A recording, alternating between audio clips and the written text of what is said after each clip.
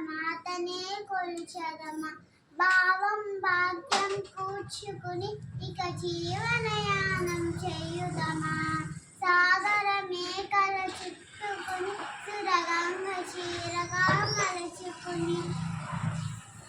గీతాగానం పాడుకుని మన దేవికి ఇవ్వాలి హారతులు గాంగజితారద భావనతో హిమశైల శిఖరమే నిలబడగా గలగల పారే నదులన్నీ ఒక బృందగానమే చేస్తుంటే ఎందరో